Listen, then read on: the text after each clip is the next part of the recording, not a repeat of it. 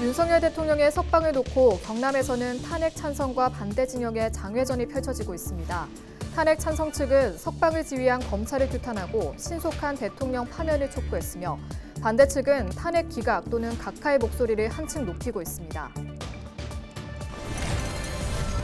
쇠퇴한 지역에 활기를 불어넣기 위해 각 지자체마다 도시재생 사업을 이어가고 있습니다.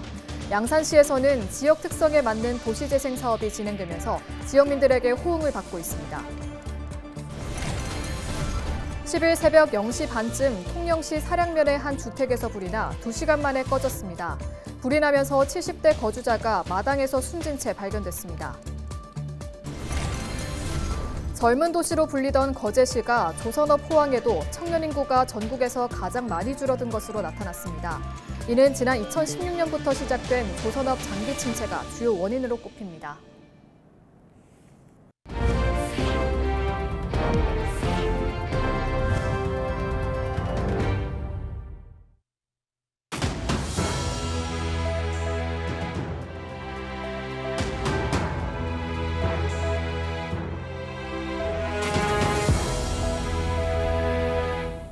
시청자 여러분 안녕하십니까? 헬로티비 뉴스입니다.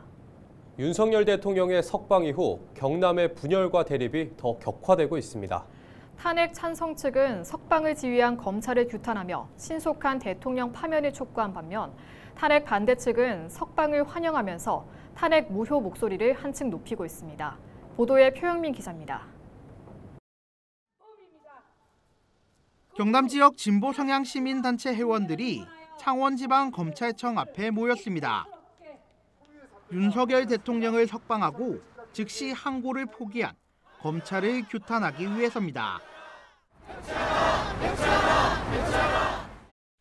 이들은 법원과 검찰의 합작으로 민주주의가 파괴됐다며 다시 광장으로 모여 대통령을 파면시키자고 주장했습니다. 우리의 힘으로 우리의 삶을 지킵시다. 참된 국민 주권의 역사를 열어갑시다.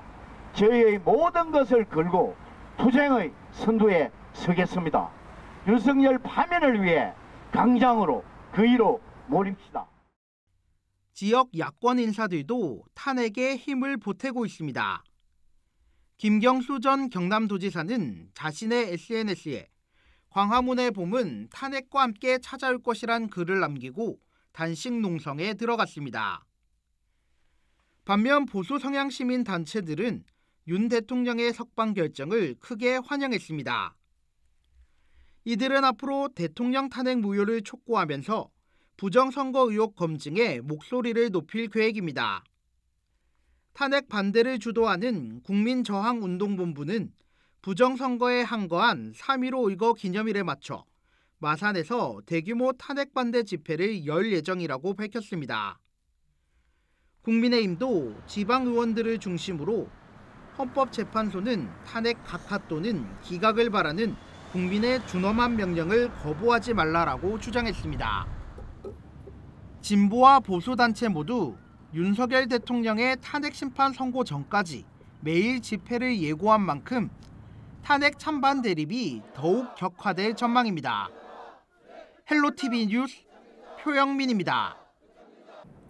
쇠퇴한 지역에 활기를 불어넣기 위해 각 지자체마다 도시재생 사업을 이어가고 있습니다.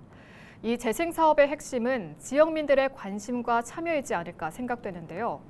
양산시에서는 지역 특성에 맞는 도시재생 사업이 진행되면서 지역민들로부터 호응을 받고 있다고 합니다. 전주현 기자가 다녀왔습니다.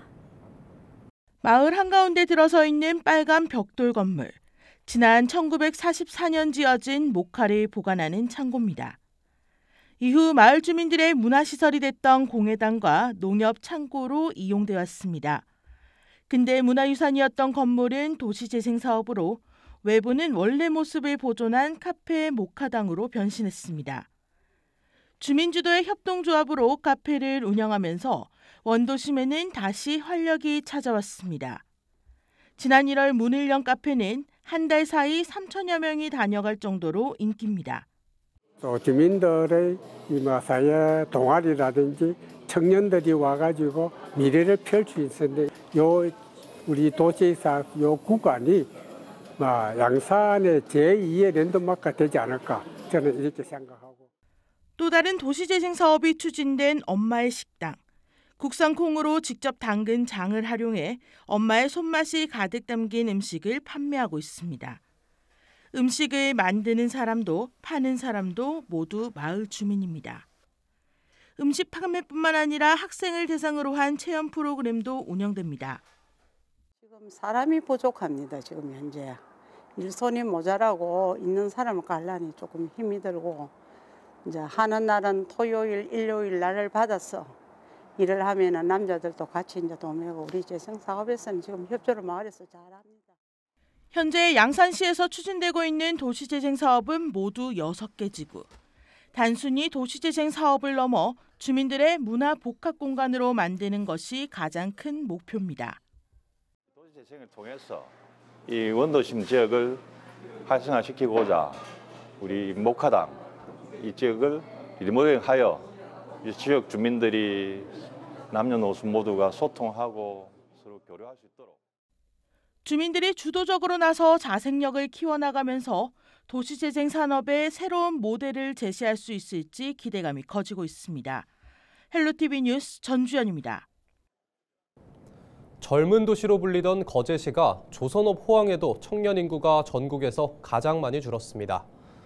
한국고용정보원 보고서를 보면 2014년 7만 명대였던 거제시 청년 인구는 2023년 4만 명대로 3만 명 이상 감소한 것으로 나타났습니다. 이는 지난 2016년부터 시작된 조선업 장기 침체가 주요 원인으로 꼽힙니다. 10일 새벽 0시 30분쯤 통영시 사량면 한 주택에서 불이 나 2시간 만에 꺼졌습니다. 이 불로 70대 거주자가 마당에서 숨진 채 발견됐습니다. 또 집안 10제곱미터와 주차된 1톤 트럭 일부 등이 불에 타 소방서 추산 약 830만 원의 재산 피해가 났습니다. 소방과 경찰은 정확한 화재 원인과 재산 피해를 조사하고 있습니다. 10일 오전 11시 20분쯤 통영시 홍도 남쪽 약 64km 해상에서 통영 선적의 34톤 근해 자망어선 A호에서 불이 났습니다. 당시 A호에는 선장과 선원 등 8명이 타고 있었지만 다행히 인명피해는 없었습니다. 불은 통영 해경과 선원들에 의해 1시간 20분 만에 꺼졌고 자력 항해가 불가능해 예인선을 이용해 인근 통영항으로 입항 조치했습니다. 해경은 선원 침실에서 원인을 알 수 없는 불이 났다라는 선장 진술을 바탕으로 정확한 화재 원인을 조사하고 있습니다. 10일 창원에서 2025 영남권역 농협 현장 경영 행사가 열렸습니다. 이 자리에는 박완수 경남도지사를 비롯해 강호동 농협중앙회장과 농협중앙회 임원, 영남권 농축협 조합장 등 400여 명이 참석했습니다. 박완수 경남도지사는 농협과의 협력을 통해 농업과 지역경제 발전을 지원할 것이라면서 앞으로도 경남도와 농협이 긴밀히 협력해 지역 농업 발전을 이끌어 나가길 기대한다고 밝혔습니다. 합천군 인구가 4만 명 아래로 떨어져 비상이 걸렸습니다. 행정안전부 주민등록 인구 현황을 보면 지난달 말 기준 합천군 인구는 3만 9,900여 명으로 인구 4만 명이 무너졌습니다. 합천군은 지역 소멸 대응 추진단을 중심으로 출산과 거주, 일자리 등 분야별로 인구 유입 정책을 마련할 계획입니다. 경남경찰청이 전국 최초로 도입한 고위험 범죄 피해자 민간 경호 서비스를 올해도 시행합니다. 지원 대상은 스토킹, 가정폭력 등 고위험군 범죄 피해자며 민간 경호원 2명이 출퇴근 동선, 주거지 순찰 등 맞춤형 경호를 최대 15일까지 제공합니다. 지난해 경남에서는 고위험군 피해자가 18명이 민간 경호 지원을 받았습니다. 창녕군이 전세보증금 반환보증 보증료를 최대 30만 원까지 지원합니다. 지원 대상은 청년은 연소득 5천만 원 이하, 청년이 아닐 경우 연소득 6천만 원 등 소득 기준을 충족하며 임차보증금이 3억 원 이하의 주택입니다.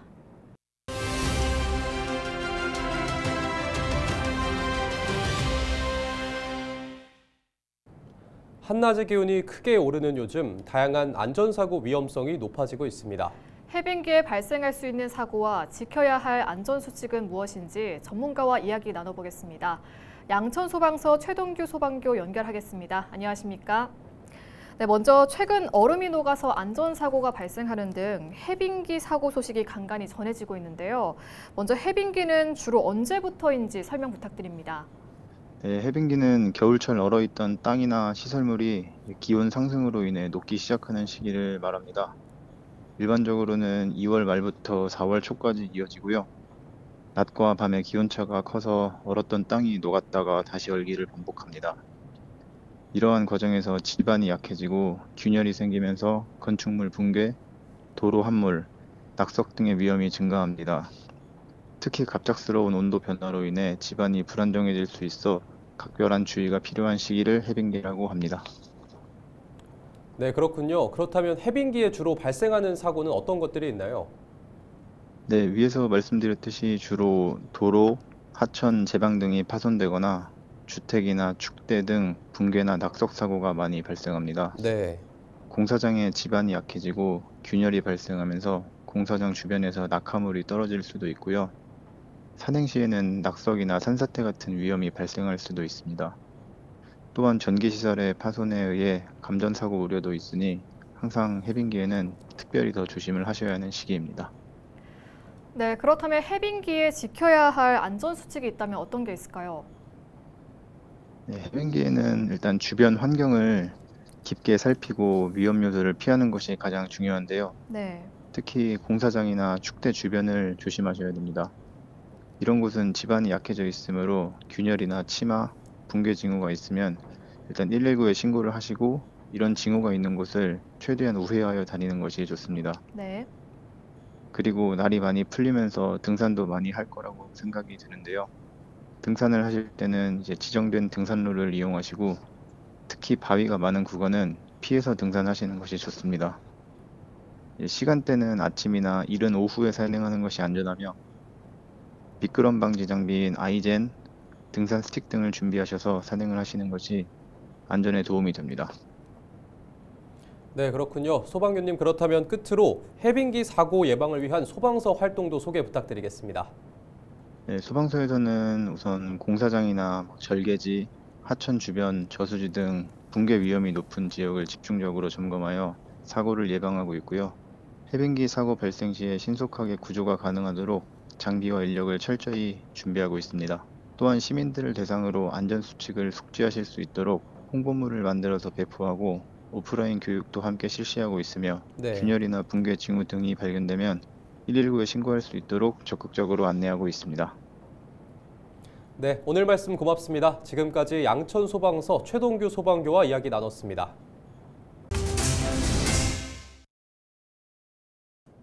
부산시가 부산신용보증재단과 함께 고환율로 피해를 본 기업과 소상공인에게 100억 원 규모 특별 자금을 지원합니다. 지원 대상은 한국무역협회가 발급하는 수입실적증명서에 최근 6개월 이내 무역거래 확인 증명이 가능한 기업이나 소상공인입니다. 해당 업체에는 최고 1억 원 한도로 5년 동안 이자 차액의 2%를 지원합니다. 신청 기간은 10일부터 올해 말까지며 자금이 소진되거나 환율이 1달러당 1,300원 이하로 안정되면 지원하지 않습니다. 부산시 교육청이 특수학급 과밀 해소를 위해 특수학급을 신증설하는 등 지원을 확대합니다. 시교육청은 지난해 특수학교 43개 학급을 신증설한 데 이어 올해도 일반 학교 특수학급 36개, 특수학교 학급 5개 등 총 41개 학급을 신증설하고 학급마다 환경 구축비 3,500여만 원을 지원했다고 밝혔습니다. 또 과밀이 예상되고 추가 교사 배치를 희망하는 전체 학교에 정원 외 기간제 교사 40명을 배치하는 등 특수교육 대상 학생에게 맞춤형 교육을 제공할 수 있는 환경을 마련하고 있다고 설명했습니다. 부산시가 구군과 합동으로 생활권 나무 진료에 대한 집중적인 홍보와 계도, 단속 활동을 진행합니다. 부산시는 나무의사 또는 수목치료기술자 자격을 갖춘 나무병원을 통해서만 아파트 단지나 학교 숲 등의 나무 진료가 이루어져야 한다는 점을 집중적으로 홍보할 예정입니다. 시는 이와 함께 나무병원 34곳을 대상으로 나무병원으로 등록하지 않고 진료 활동을 하거나 자격을 취득하지 않고 진료를 하는 불법 영업 행위를 단속할 예정입니다. 이상으로 뉴스를 마칩니다. 시청해주신 여러분 고맙습니다.